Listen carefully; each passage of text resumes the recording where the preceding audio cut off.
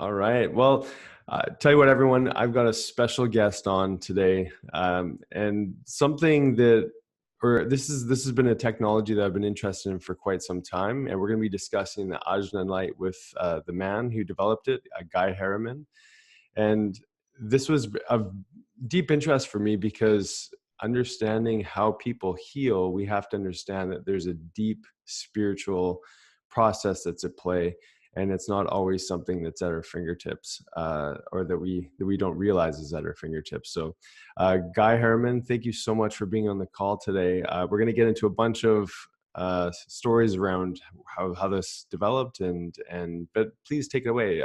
Tell us how you got into this.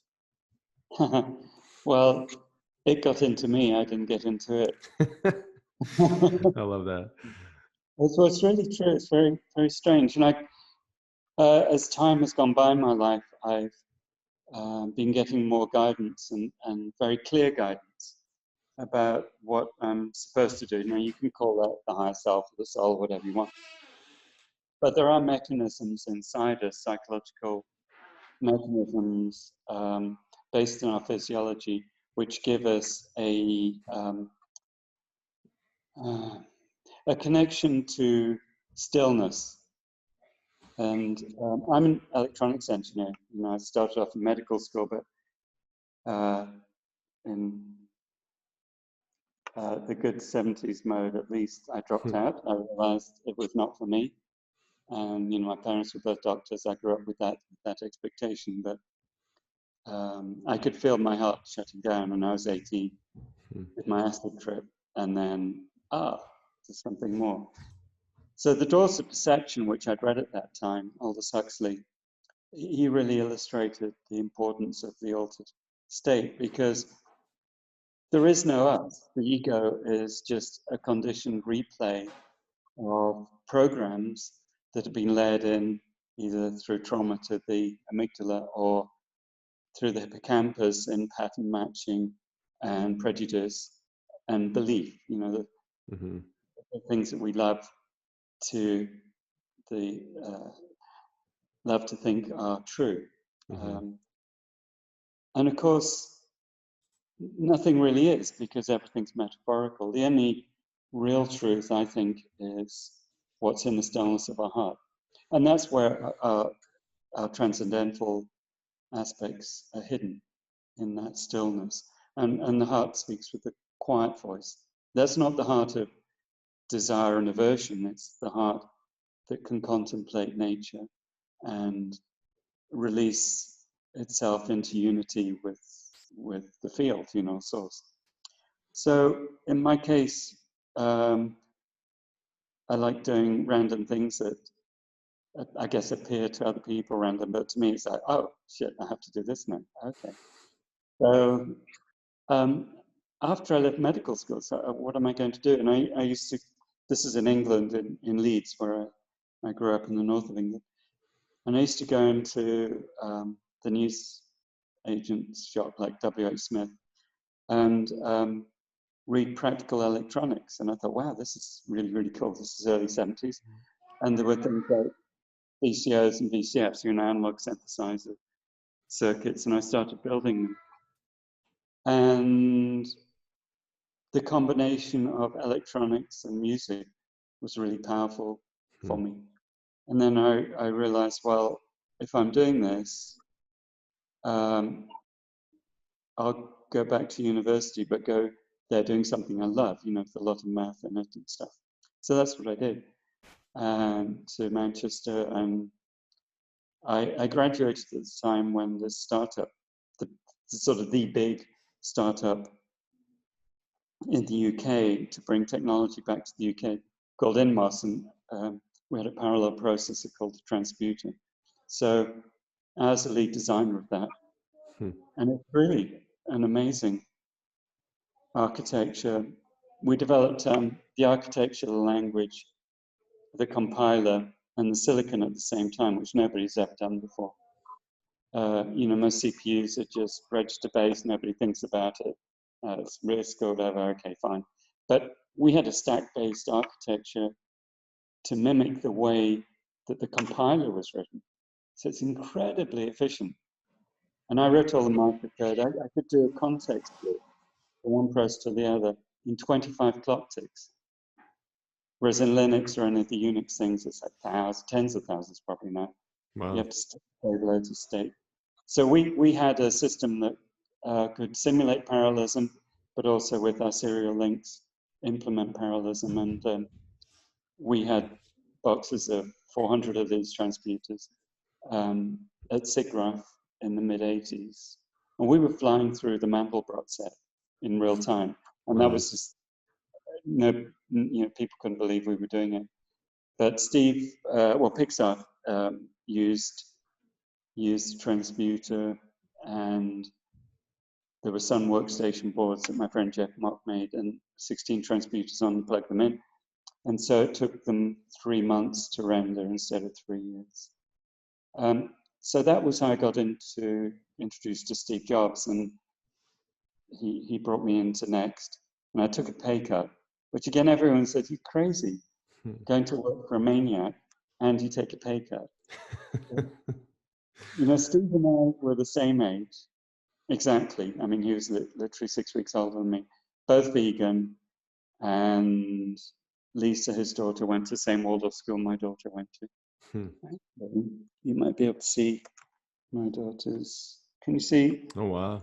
Yeah, that's Tamsin did that, my daughter, when she was like 14. Wow. Wow. Yeah, Waldorf school's amazing. He's in the Waldorf School of the Peninsula in Los Altos. So I was very much a materialist and always been an anarchist, but also I didn't want to hear the word God, basically, let's put it that way, because of the Jesuits, being sent to a Jesuit boarding school. So it took 10 years of yoga before I could start to deal with that stuff and work through, the issue of having a psychiatrist mother. Well, I mean, it's funny you say that, because so many people are triggered by that word because of their upbringing, and it's hard to make sense of it all when you've been told a story about, a consciousness that's outside of you that you can't access. But if you're good enough, if you're a good enough individual, maybe you can access it. But but to the fact that you did this healing through yoga and through meditation and breath work, you had this transition point. So you moved into understanding it's within. Yeah, that's why I went to the States. I know, and I was actually pretty clear at the time that it was for my inner journey. And I had many amazing teachers started doing body work, because I'm going to use a random word. The condiment for a meal which consists of mentality is the body. The body is the only thing that speaks the truth, because it has no mechanisms for lying. It will put up with crap for many, many years, but eventually truth will come out. So all my work has been body-based to get me out of my safe, quote, safe space, in other words, the disconnected ego associated state, not into a fully dissociated state, but into a united, dissociated and associated. So anyway, that's all led to what I've been doing. But when I retired in 2002, after working at Cisco, I thought I was done. It's like, came to Chiang Mai, built my healing center, doing lots of inner work, I was a yoga therapist, seeing my clients and stuff. And it's like, oh, okay, this is cool. I got ordained a monk and everything. And then that wasn't my choosing. It was the habit. When he first saw me, he said, you have to shave your head. But I hadn't cut my hair for 16 years because I was doing the yoga thing. Right. Yeah, but, he loves the light. Lumpur Suchin is his name. And he said, he told me that the light's an accelerator of the path, and I really agree with him. But for me, I'm very much a traditionalist. So, I just do my practice every day. It gets longer and longer. Which is, I'm building these amazing energetic structures based on a combination of Taoist practice with the yogic deities related to dielectrics and magnetic structures. And that's all to do with parallax. Yes, parallax. Right. This thing has changed my life. It's pretty interesting because it creates a syntropic field, which means it's in the Z pole. And I use it about 12 hours a day. Wow. And my physiology is getting younger, and I'm getting more and more information. But to answer your real question, I had no idea at all about doing the light. I didn't even know anything about them. I did build a sound to light box when I was building synthesizers in the 70s, but they were really garbage. They were just brainwave following with the light doing the same thing as the sound. That's garbage. That's like hitting your brain over the head with a 2x4. Yeah, it'll follow along, but it's not going to leave any lasting change, particularly of a subtle nature. That requires a psychedelic, quotes, effect. In other words, an endogenous, preferably DMT thing, which is you have all the local connections in the brain, which they describe in the circle, and then the psychedelics form non-local transactions, cross connections. So things out of the ordinary, out of your low energy conditioned state, which is where all your early neuroplasticity has led you to certain grooves of connection. Oh, I go and eat fried food on Friday night because that's what my dad did. That kind of conditioning. It actually takes a lot of energy to get out of a conditioned state. And a psychedelic or an altered experience takes you out of that. The difficulty with the psychedelics is that you don't know when it's going to end, and your body has to detox it. And they can be beautiful, but they're not human consciousness. So because I do zero research, I was literally told in 3 hours when I was gardening after the Lucia light came here, I was literally told, use these LEDs, Wi-Fi hotspot, it's a web app. So what are you talking about? I didn't know there were 10 watt, 12 volt LEDs. I thought, well, maybe they've developed them now. But I just did exactly what I was told. And I did zero research. But if I'd done research, I'd have created the hypnagogic light, like Lucia and all the rest of them, or the goggles. And hypnagogia is, you could say it's entertaining and interesting, but it's the kind of thing you see sitting around a campfire. It's mechanical. And the brain can impose things on top of it, but it doesn't reach to source. It doesn't go into the vortex. The DMT experience, particularly the endogenous DMT experience, does that. Now, I believe it's doing that. This is just theory, so I can't prove anything at all. But DNA has some very interesting properties because of its crystalline structure. And I think it's acting as a transducer of the morphic resonance of our nature. And clearly that's very strong when we're in utero and when we're babies and before we get programmed. But I think and in fact, my supposition and my working hypothesis is that you can recreate that connection by trance state. And I used to do trance dance and drumming, fire dance in Santa Cruz Mountains, all sorts of things. So definitely shamanic kinds of um,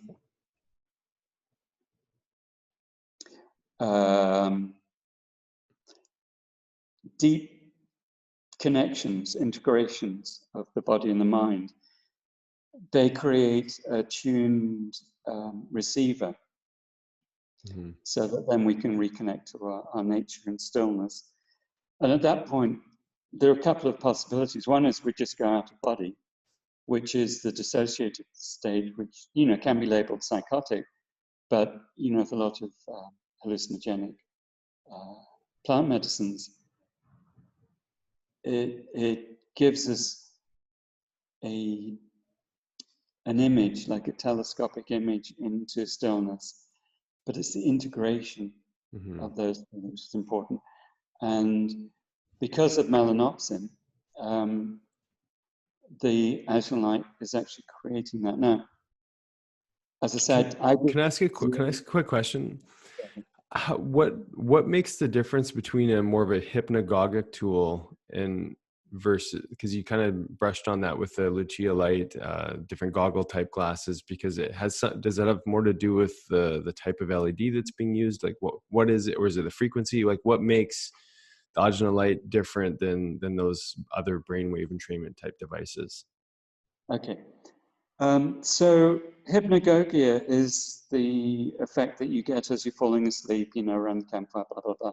It's red and infrared. So it's a flickering effect, which I think gives you a kind of REM mechanism for the eyes. It's, you know, mechanical. So it's sort of bringing you into some kind of a dreamish state where you're slipping out. You're going into a lower brainwave state, definitely, theta and delta, because they're slow flickers.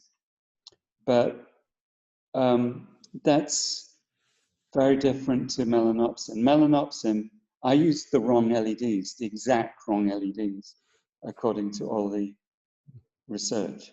And my LEDs had a lot of blue light in them, because I wasn't interested in what other people were doing. I mean, literally, it's like, oh, I was told to use these. Oh, okay, I'll use them. But when I learnt over I had my first prototype up in 3 months of lots of late nights, because I was just like, wow, this is really cool. I'm learning all this stuff. And when I looked down, I got a DMT kind of experience. And then somebody told me about 2 or 3 years later, look up melanopsin. And it, you know, as the third visual system, it was unknown until the late 90s. These Japanese researchers published about it. And it was seen to be just a high contrast mechanism, because the ganglial cells are evenly placed in the back of the retina. But because it goes through the SCN and then goes into the thalamocortical region of the brain, and then into the pineal, through pineal tract. And it also goes back to the visual cortex. You've got everything you need to do in a dreaming. Thalamocortical region is the switch that turns us from external reality to internal reality. Now, when you're in a trance state, you know, you can activate that. But this is being done purely through relaxation, because the light is activating the melanopsin receptors, the ganglion receptors. But there's other magic going on, like the Ajna Light has 2 Tesla plates. And again, I had no idea of what a Tesla plate was. You know, literally a couple of years ago, it's actually on my table here, but somebody came and wanted to earn some money. He said, oh, I've got a Tesla plate. Do you want to buy it? You know, $100. Okay. And then when I looked at it and I was reading the description, it was exactly what I'd done for the Ajna Light. It was because Tesla said, if you create a nanocoat on aluminium, or we can aluminum if you want. If you take it to gold, or also purple, but if you take it to gold, you'll get what he called a tachyon field. In other words, you get Mm-hmm. a chi field. Mm-hmm. And you can really feel it. So you're lining the etheric field with the Ajna Light, even if people aren't aware of that. And so have I touched on? Yeah. Yeah, that was good. I can ramble on, so you need to bring me in. Well, I love it. I mean, it's interesting to see how your mind works, because so many of us in our waking world don't consider the hits of consciousness or intuition, that we don't serve it at all. And because you prepared your body, your mind, and I'm speaking as someone who came from a very linear, logical past. And so that hardware for that type of thinking is all built in, but it was through your development of your soul body and your consciousness that you learn to listen. And I mean, that in and of itself is an important teaching, because I do believe that we're all here for something really important and unique for us to deliver to the world. And the fact is that there's people like you that are listening to that. So that's an amazing teaching. So when we hear, light stimulating, a blue light, we think of like shutting down uh, uh, the hormones in the pineal gland that have to do with circadian rhythm and light frequency and whatnot. And so how does melanopsin get this triggering effect? And then how does that lead into melatonin, pinealine, and eventually DMT? It's very controversial because there's no money in researching that pathway. Mm-hmm. But there is a cascade from tryptophan, serotonin, melatonin, and then that's all accepted because of circadian rhythm and all the SSRIs and all the other crap that they want to stuff you up. But there's no money in the DMT side. But it's highly likely. The funny thing about Dennis McKenna is he kept on saying, "Oh, we got to do this microdialysis and da da da da da." It's like, you're not sticking a catheter in my panel, dude. But actually, somebody started doing that, but with all of the rats. I think the rats are quite happy off in nature. I'm not a fan of all animal stuff, but I realize it goes on. Mm-hmm. To my mind, the Taoist way of research, which is just through observation, in particular inner observation, makes a huge amount of sense. And the more I look at it, the more I understand that the ancients, in the Paleolithic times, when we were, anatomically modern humans, at least 200,000 years ago, they had a deep understanding of actually how magnetics and gravity and dielectricity works, which we're totally ignorant of. Absolutely totally ignorant. Particularly after Einstein gave up on the ether. But the dual slit experiment, Nassim Harriman said something really interesting, which is that somebody replicated that in fluid dynamics with little silicon balls representing the electrons in a fluid. It happened exactly the way that the dual slit experiment happens. And so all they were confirming really was that ether has fluid properties. And that's why you have waves and you have de Broglie and everything. But our whole system works in that same principle, and we can create the three dantians as the three magnetic centers. So that might sound a little bit esoteric, but it's actually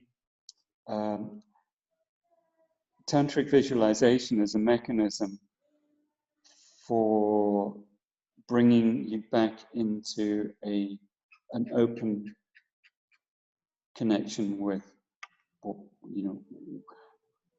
our experience of what is. I don't think that looking outside and pretending everything's matter and that consciousness doesn't exist will ever get you anywhere in terms of understanding our true nature. Well, and that's the journey that not everybody's awake to. And so a tool like the Ajna Light can be that, like you said, expedite a process for people to have them have an experience of a deeper state of meditation. And so in that, you know, us being in our dominant beta frequency brainwave state, in our, you know, to-do lists of the day and the stresses of the day, we were very rarely in our modern culture, maybe less so in the ancient times and living in Thailand and other places where people are more checked into this type of thinking. But in our North American culture, the beta brainwave state, we need to access these other areas of the brain. And so can you speak a little bit to what happens after beta into alpha? And I mean, some of this might be beginner for some people, but a lot of people don't understand these different states Right. exist, and that we can actually access them through intention and a calm peace of mind. Well, you know, in some ways, it's actually worth starting with the embryo and seeing what happens to the embryo, because the slowest brainwave states, if you like, the most primitive, and they're the least excited, but the most connected to nature. And so the embryo experiences delta, first of all, and that's the very slow, deep sleep, and also deep meditation state. When you go into a very calm, deep place, you go into delta. So that's up to 4 hertz. And then 4 hertz to 8 hertz is theta, and that's the REM state. And that's what happens when you're dreaming. So dreaming is the mechanism by which we clear the toxicity, the informational toxicity we've created through our theta state. But once you're in that theta state, that's when the child is born. You're really deeply programmable. You know, you whatever you receive goes straight in. It's like you come in with a whiteboard that's completely clear, and then parents, family, you know, society writes on it, and that's what you for survival, you trust that because it adapts you to your environment. So, and there's no questioning in that theta state. It's just like, okay, whatever. It's very yin state. Something very interesting happens at 8 hertz. So 8 hertz is the resonant frequency of the planet, Schumann resonance. And it's actually thought that 8 hertz Schumann resonance holds our memories, which is pretty interesting. Because when the first cosmonaut went out after 2 weeks in orbit, he lost his memory. And they discovered after 2 years of examining, he literally couldn't function, didn't know how to eat or anything. They had to rescue him. And so after a few years of analysis, the Russians found out, oh, we need to actually synthesize Schumann frequency, 8 hertz. And so all the spacecraft go out with an 8 hertz resonator. But that's the threshold between you know, the unconscious mind and the conscious mind.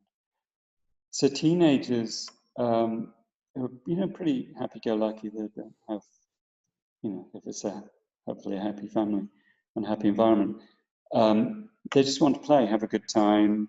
They're not projecting into the future, they're more present, and that's the alpha state. And that goes up to, say, 12 hertz or so.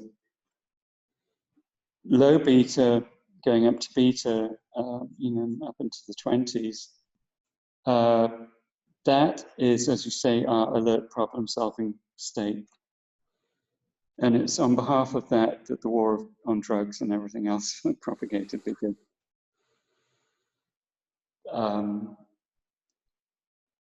it's easy to control a population that's run internally by fear. Mm-hmm. What you want is a self-regulating system.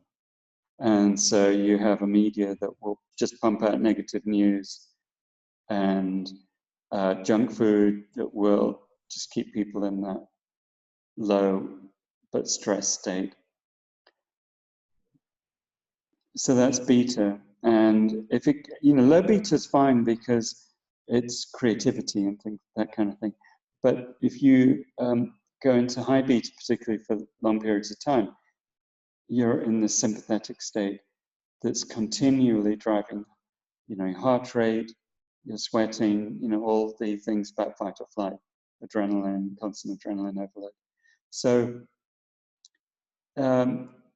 that stress state, if you do brainwave entrainment, you can bring people out of that because the brain will follow frequencies. It does it in music.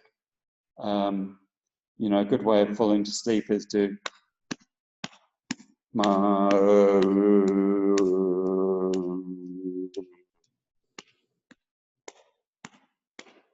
so slow the beat down.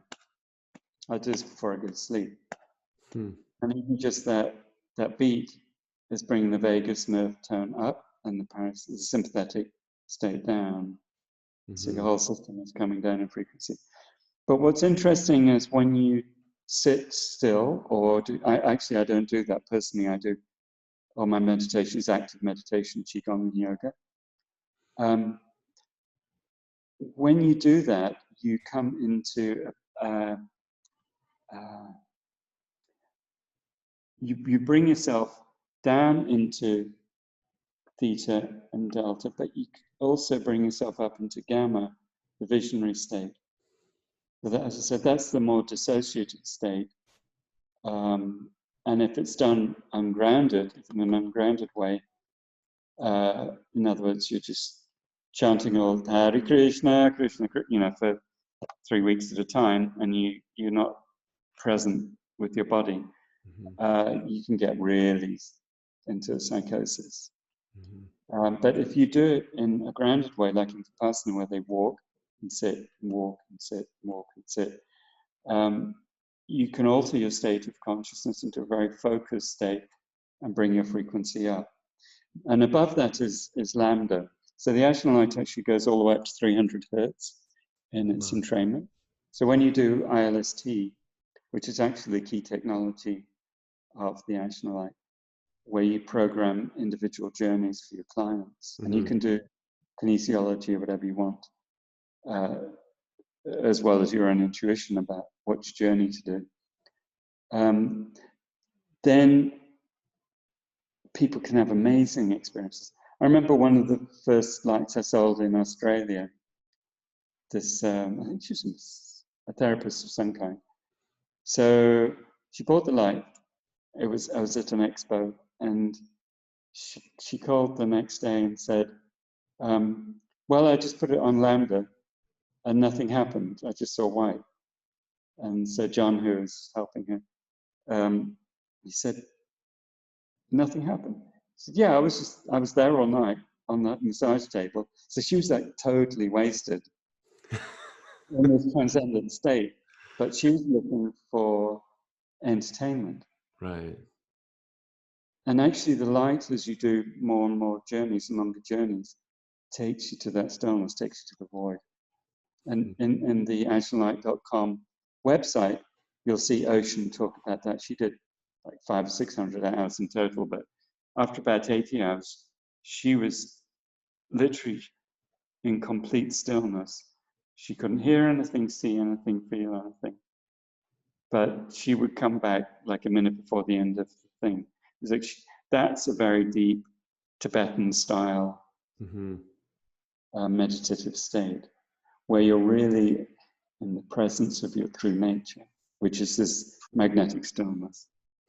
That's amazing. Well, for so many of us that don't have that regular ongoing practice, there's no map for it. Like there's no way to navigate that understanding. So if nothing happened, I mean, that makes sense. I mean, a lot of people would, no doubt have these experiences and not realize how to relate them to anything. But it's also why it's so darn important, is because, if there's a typical expectation of people to, worst case scenario with an Ajna Light, it's going to bring up some emotional stuff, which I do want to ask you why that happens. Maybe slightly better than that is you're going to have an extremely deep relaxation, and the best case scenario, you're going to get into an altered state of consciousness that's going to shift your perspective in many different levels. And so, yeah, maybe let's dive into what's it doing to invoke these emotional triggers or these emotional experiences when you're getting this therapy done. Okay, so that's called the guardian effect, and it's when you're taken out of sympathetic, that you've been running sympathetic, alert, problem-solving, highly stressed state. Sometimes people for their entire lives, through childhood trauma that's suppressed, or they've got a cognitive dissonance, like the father said to the daughter, "You're useless, you're stupid," and that program is run the whole life.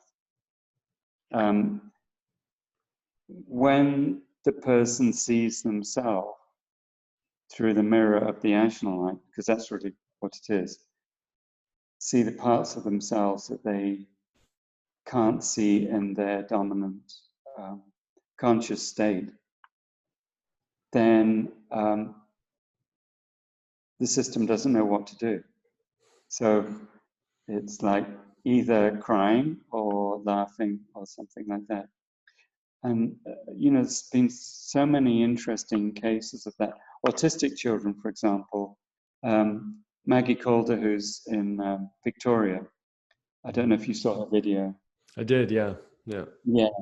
So she's been a light therapist for years. She used to live here in Chiang Mai, and she was working with autistic children, having amazing results with them, because it brought them into not only that state of inner calm, because they don't have default mode network running, but also showed them that what's inside them is really beautiful. They're just highly sensitive. So that's one whole area. That there's so many areas of therapy, like PTSD, men who, and a number of examples of this, very, very, very stressed out, but highly controlling, and I'm in charge, I'm a warrior kind of thing. I can fix anything, in tears.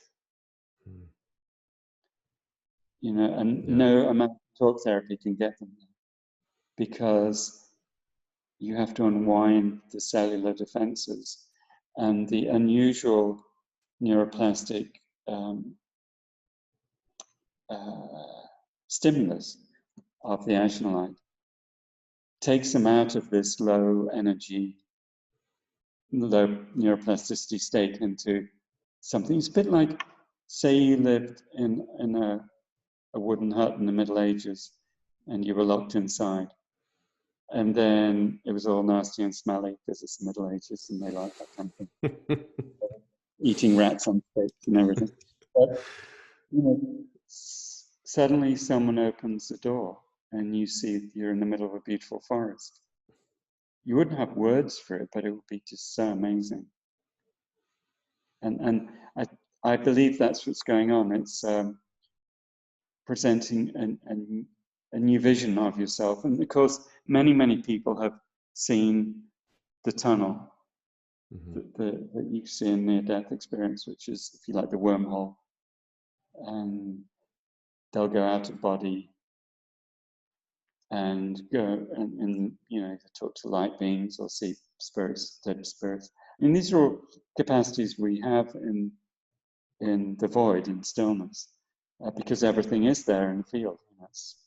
That's what the field is. But you can't access that through an alert problem-solving state. It has to be through a totally relaxed body. And breath work's brilliant for that. I do a lot of breath work and everything, but this is, like you said, an accelerator. Maybe you could talk, Nick, about some of your experiences so far, because they sound interesting already.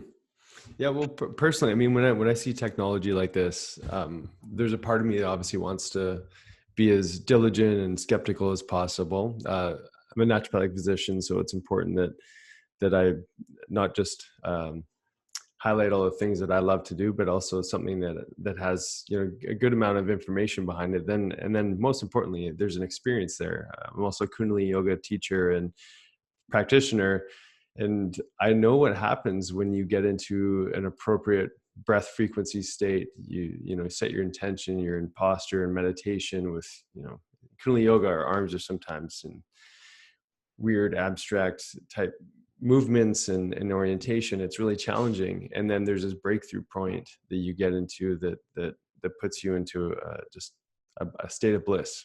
And I've been in tears and laughter and all sorts of wacky stuff in these states of breath. So I know that when you're accessing a deeper state of consciousness, something deep within you starts to rise and starts to come out. So but yeah, I mean, my wife went into it, the light, probably a couple of weeks ago, and and we realized that someone's exit out of the light is really important. Just like if you just come out of a meditation, you kind of need time to reassimilate, integrate all those pieces. And she kind of felt like she went through an experience and then had to get into life again. And it was a good reminder that those that are doing this therapy to treat it as such. This is a deep experience that you have to exit gently and not just jump into life again. Yeah, another question that I had for you when we started was around that emotional thing, and we had another individual get into the light, and she was really upset, and she said, "I'm never doing that thing again." Because it brought stuff up for her that she didn't even realize was there. And it, you know, it speaks to that guardian effect, which you so eloquently discussed, because, you know, these are things that do get buried away and we don't, you know, want to deal with them. And, you know, we say this in yoga too, or any healing that happens for people, is you're getting exactly what you need. You may not want it, but it's exactly what your body needs or your soul needs to go through this experience. So I've personally really enjoyed it. I've done short journeys, long journeys myself, and there's definitely this building effect. And you kind of spoke to this in some of the articles that you wrote, where, you know, you kind of need to be spending more time in this experience to allow these chemicals and the breath rate. And you talked about you know, the pH changes, there's a lot of even calcium channels and electrolyte changes, the cerebral spinal fluid. There's so many little micro changes that are happening ubiquitously that are synchronizing with these altered states. It's interesting to think, you know, when we get into this, it's this brain experience, but it's actually a full physiological systemic experience. And I can't help but think that, you know, when you light up these different areas of the brain, we're so busy focused, say, at the pineal gland, but I was reading some research to show that actually DMT is getting released in peripheral nerves too, in the different areas of the brain as well. So, you know, we like to get microcosmic in the fact that this one thing creates that, but it's actually this chain reaction that just invigorates the entire body. And I think it's part of the discussion of understanding that the mind isn't necessarily the brain, but, you know, but we sort of attach it to that. So I've thoroughly enjoyed the experiences, and I'm looking forward to more, which is also why I wanted to speak to you on this. So maybe we could talk a little bit about just that breath response and that breath change that happens when you're getting into these altered states, because I think it's fascinating. And you brought up Wim Hof breath, and I brought up Kundalini, and we know that some of the early researchers in looking at LSD and some of these other therapies to get people off medications and get them into an altered state, they eventually switched over to holotropic breathing, which access something similar. So I would love to hear your perspective and take on what happens with those changes and how it invigorates that DMT possibly, and even the enzyme, is it INMT or something? The N-methyltransferase. Yeah. Okay, yeah. So actually, I saw Stan Grof a couple of months ago in San Francisco. He was the one who founded holotropic breathwork, and what's amazing, he had a stroke 2 years ago, and he lost his power of speech. Wow. And he learned how to speak again using other parts of his brain. and he gave an amazing talk. His attitude was so positive. He said it was like being back in grammar school, learning how to speak again and sentence structure. And rather, it was beautiful to see his indomitable spirit. So yeah, he was part of the early psychedelic research before Timothy really took it off the rails and decided to take everyone out and whack them. But yeah, he had seen how breath in many traditions is so powerful, and he was down in Esalen, where I used to go to Esalen quite a lot when I was in California.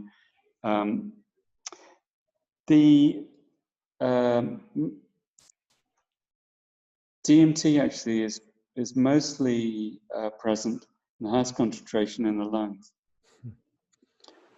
And so there's a whole theory that DMT is released during the REM periods because of the change in breath rate from very slow to faster. And then at that time, there's no inhibition. The monoamine oxidase inhibitor is not working at night. And it's also that the visual, a number of people in that community, the psychedelic community, have said this to me, done research that really, if you think about it, the visual cortex is what's creating the imagery. Certainly that's involved with the what's called the entoptic visions. As part of the V1 cortex is used for stereoscopic images that creates the mandala imagery.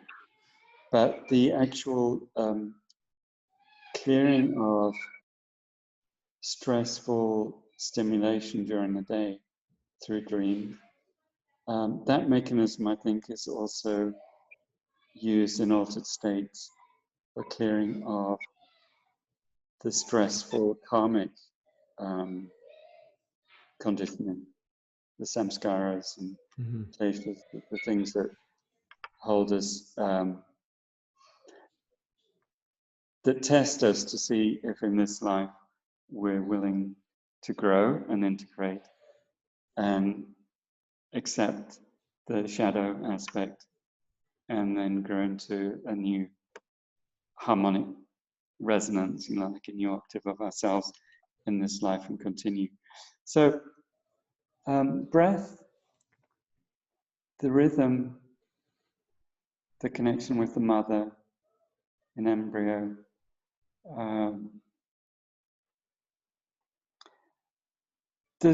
maybe I should talk about this. This is a little bit of a tangent, but there are a very large number of modulators of heart rate and heart rate variability.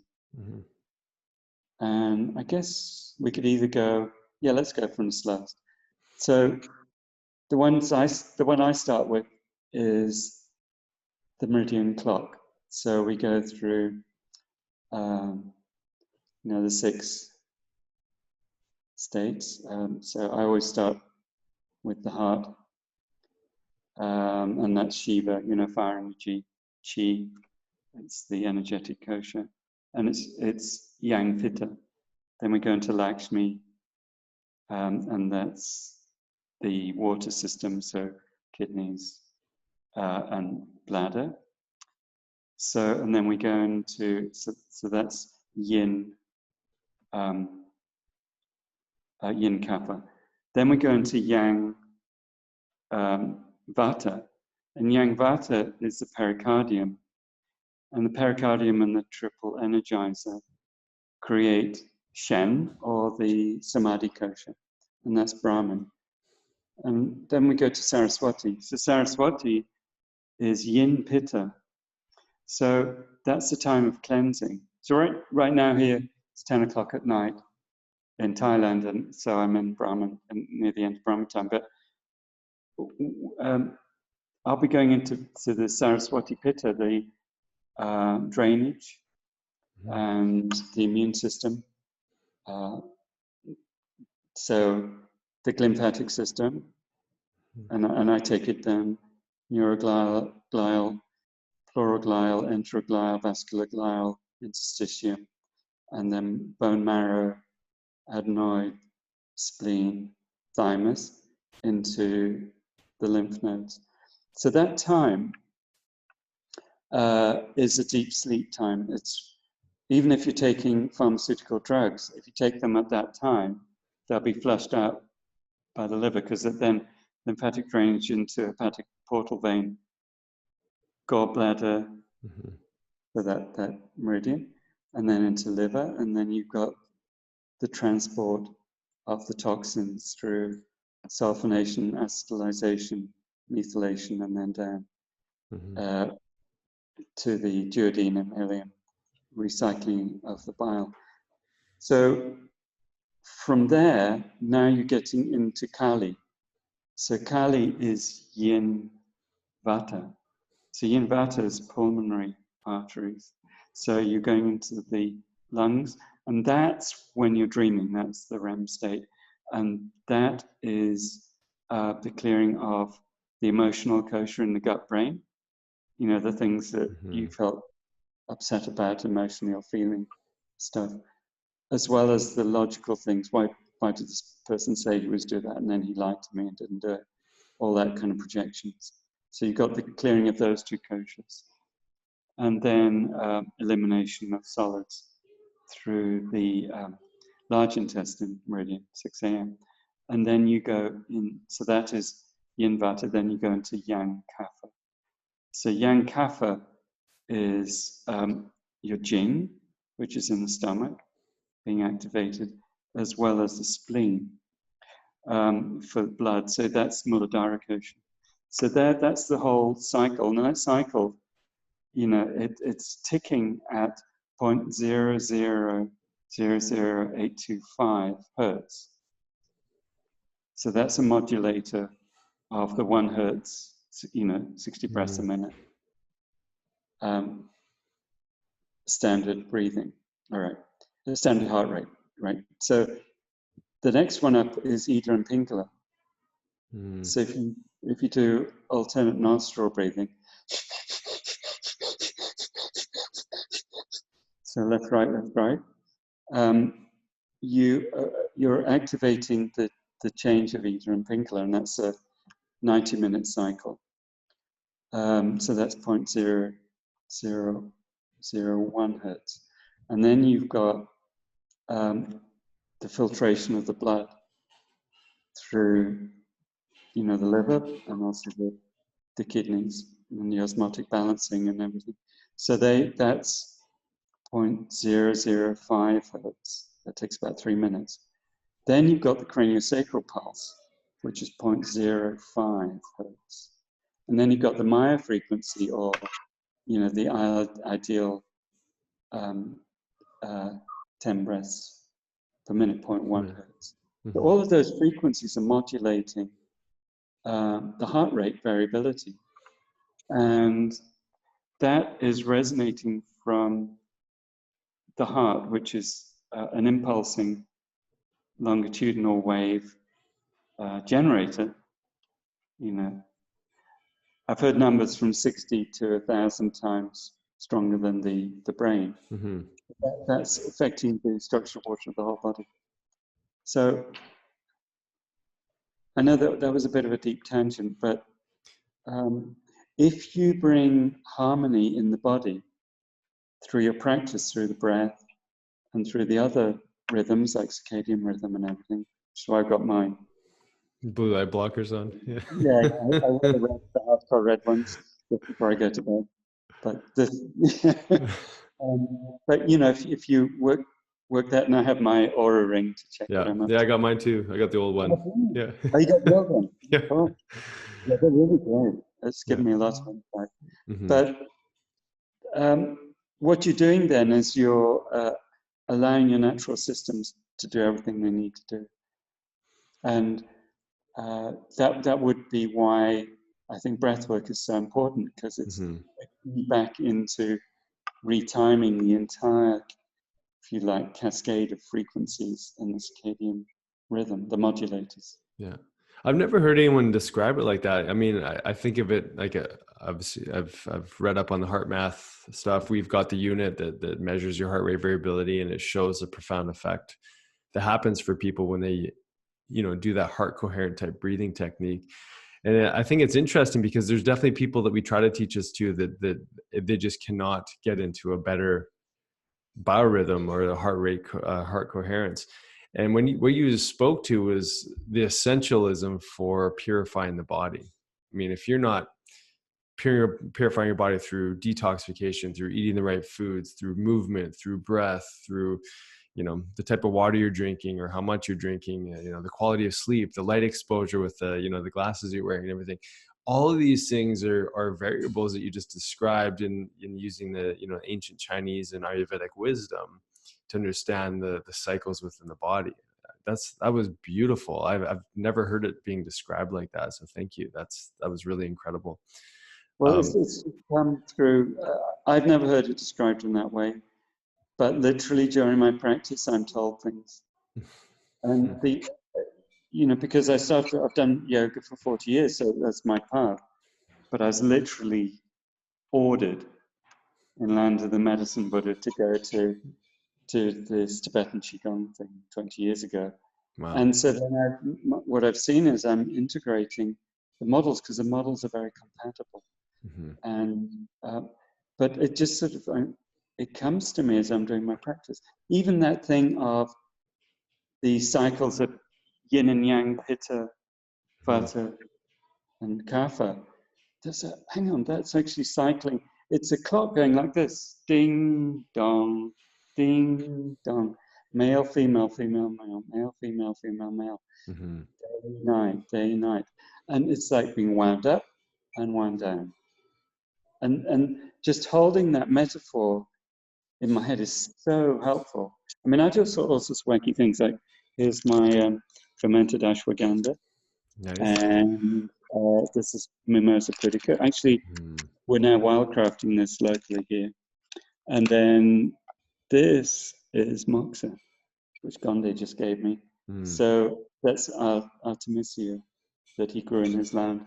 And this is bitter leaf. These are pellets, which I'm going to start taking.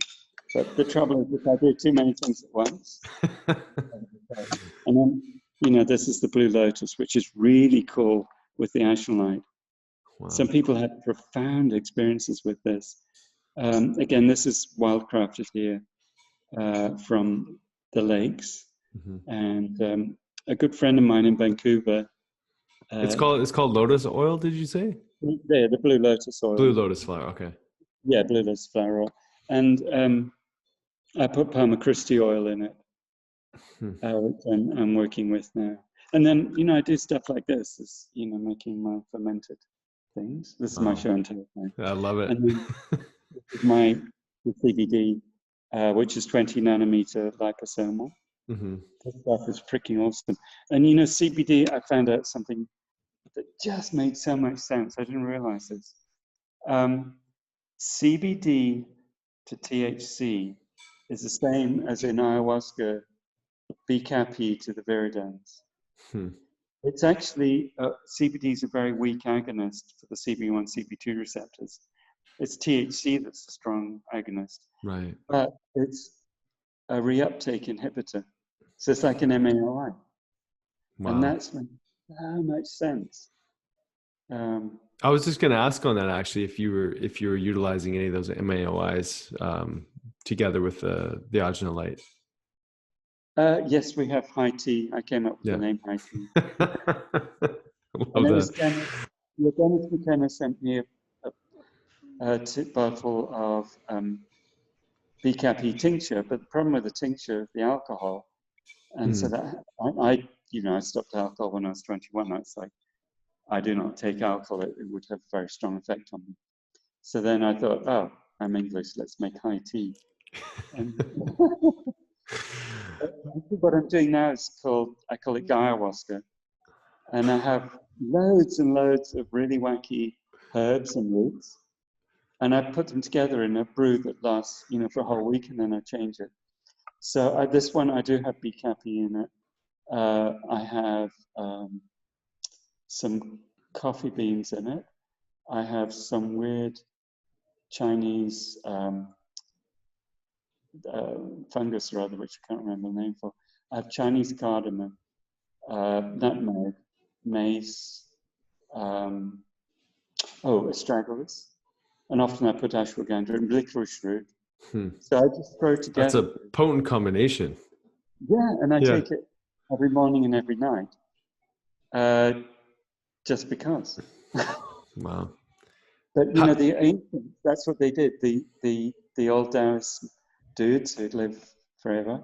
Wow. They would just wander up on the mountain and just pick random, not random, but potent herbs and eat them. What's part of your strategy for using the Ajna Light in your daily rhythm? And I mean, I know you've talked about this before. Part of the goal is, longevity, which is quality of life and bonus years. But what's your day look like, to give people an idea? Well, my day is pretty unusual, I guess. I sleep in Thailand, it's called a kuti, and it's a bagua shape. Like this building is a bagua, my healing center. You can see that. But it's an octagonal building aligned. And I've got big crystals there, and it's a really strong energy in here. Some people find it even, some people even find it overwhelming, but it's really quiet, empty space because of all the structuring that's going on. But I sleep in a kuti. So my kuti is 100-year-old recycled Meideng wood, it's called. This is old wood from a house. And it's in the shape of an octagon. And it's got nothing in it.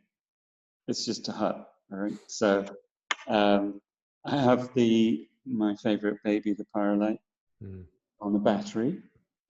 And I have loads and loads of meteors in there, like I think 60 or 70 kilograms of meteor. Wow. This meteor that landed in Laos, and somehow I got hold of it. And I have big Yeming juice. Sounds incredible. It's really cool. So I sleep on a Japanese futon, handmade organic Japanese futon, no pillow. And so when I get up, I go for a walk. I drink my ayahuasca thing. And then I do the nitric oxide dump exercise, but I do it hypoxically. So a lot of my stuff I do holding my breath. I have a stationary bike, and it's actually written up on paralight.com in one of the articles, but I hold my breath and do 60 cycles as fast as I can. And then I do hyperoxic, where I'm breathing very, very heavily, cycling fast. I do my one set of yoga. I do, well, let's see, after that, I do my singing. I'm now learning how to sing. Na na na na na na na na na. Wow. Me me me me me me me me. And all that kind of stuff. Oh.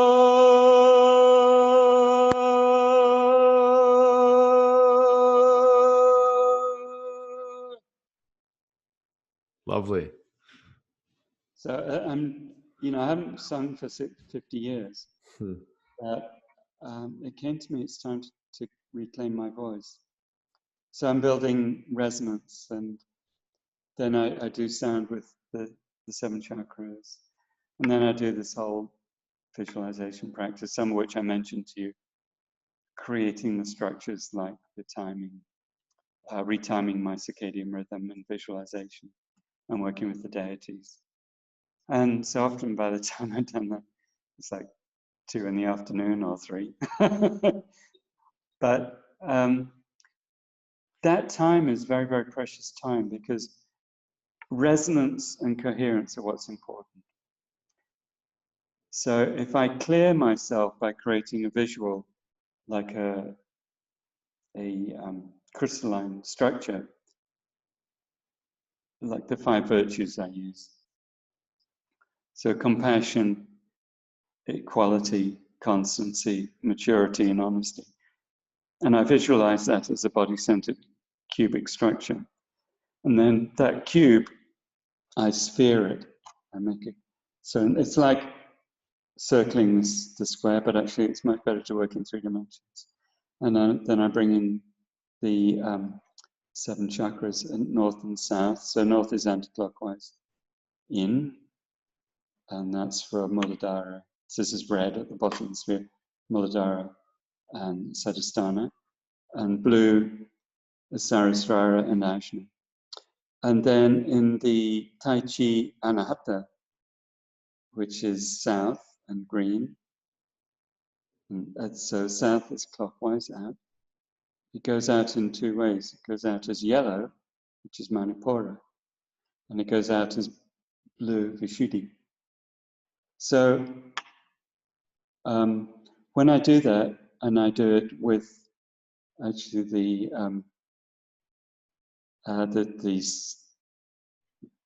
yogic deities of the same field that you get from the power line.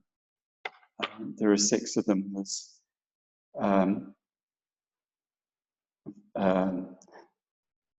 let's see if I can explain it simply. Vishnu, who's the yang within the yin. Brahman, who's stillness, and the still point of the magnetic field. So Brahman's the male aspect of stillness. And then Shiva, who's light and thought and fire. And then that's the yang dominance in the Tai Chi. And then Kali, who's the yin aspect within that. She is syntropic. All right, so that's syntropic wind. And then Saraswati is the stillness, that's etheric beauty. It's the 5 fractality. And dielectric inertia, it's the stillness. And then Lakshmi is the yin aspect of the Tai Chi. So you have the yin and yang dominant and integrating. When you multiply those together, you get 9. When you make the body-centered cube, you get 5 times 5 times 5, 125. When you have north-south of all the chakras, what you've got is 2 to the power 7. When you multiply those all together, you get 144,000, which is the number of rays. So that kind of visualization, when you do it over and over again, what you're doing is you're creating that energetic structure.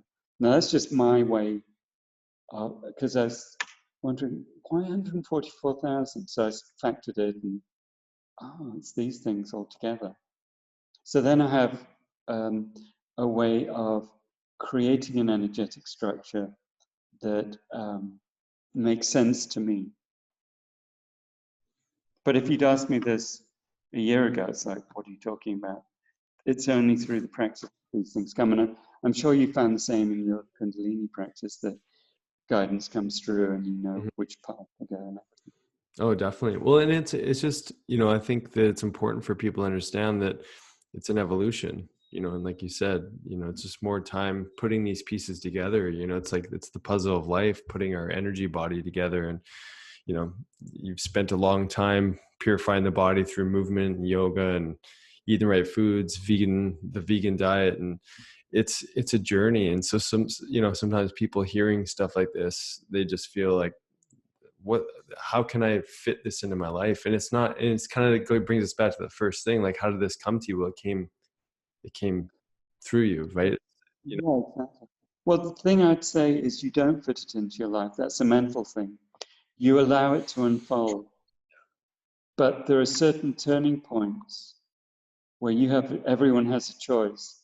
Do you follow the path of the heart and the soul, or do you do what's safe? So what's safe is putting a noose around your neck and waiting for the hangman to come and hang you. That's safe. You know, it's guaranteed. You're not going to be going anywhere fast, and you're going to get croaked. But you know it's coming. It's easy because you know it's there. I don't have to think. You know, just do what everyone tells me to do, and it's safe, and I get all the affirmation from all the people around me. But what happens is, if you choose the high road, it's not better, but it's, you know, you can't say one's better or worse because they're both experiences of life. But if you choose to be the co-creator of your journey and not the victim of your journey and not the victim of your programming, then you're helped a lot. And the helping unfolds. Like, you know, the first, from 24 to 34, as I said at the beginning, I was just doing yoga because I was working in a cube, and I organized a yoga class at work in Bristol, and da-da-da-da-da. It's nothing spiritual, it's just for my body, it's physical, that's okay, that's safe. Then.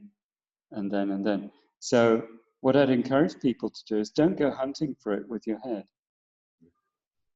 Observe when things come naturally to you in the cycles they're meant to, and listen to the quiet voice. It's beautiful. And so important. You know, Guy, I could talk to you all day because you're one fascinating individual, and I hope this isn't our last conversation. I'm sure it won't be. No, if you can put up with me, I've got lots more. I love it.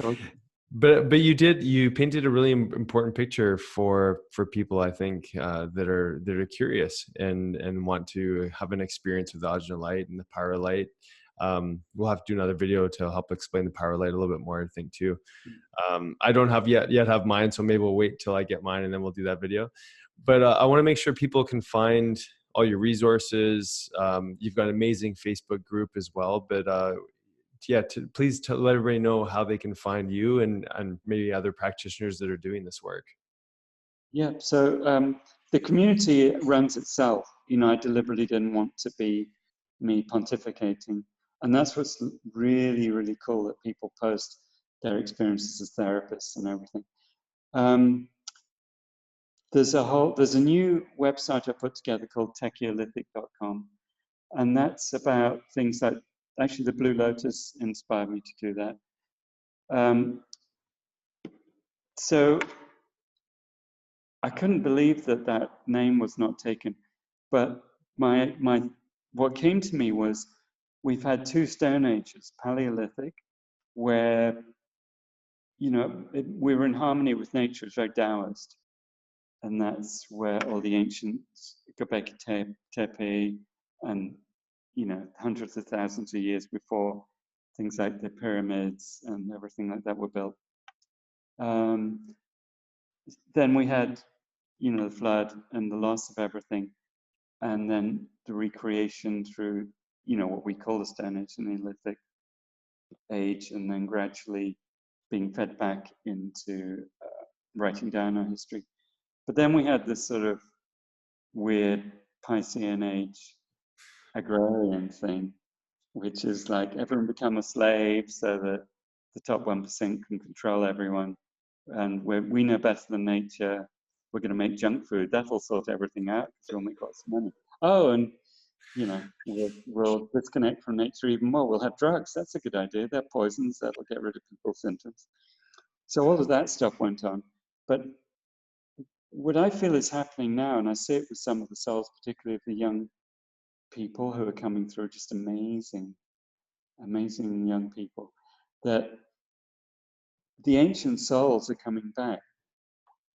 And the ancient wisdom is in the Akasha. So everything I've done, literally, that's why I do no research. I'm ILST, I was told what to do. I saw the mixer in the middle of my Qigong practice.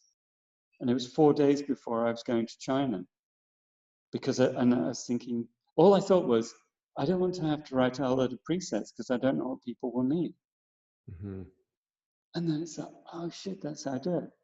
And I got the whole thing written in 3 or 4 days. Wow. So, and that's hardly been used now, but and that's why I'm really encouraging people like you to use it. But this Techiolithic is the Stone Age of silicon. And, you know, that's what my life has been.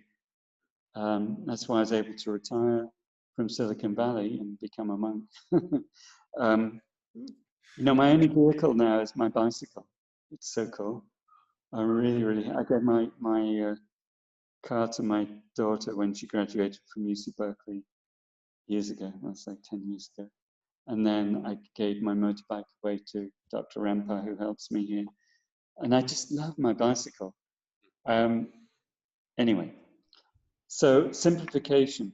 When you're going through your householder phase, in yogic terms, you know, you're meant to be in the world. You're meant to be taking care of your family and your children and taking care of people and doing things that ground you in day-to-day experience.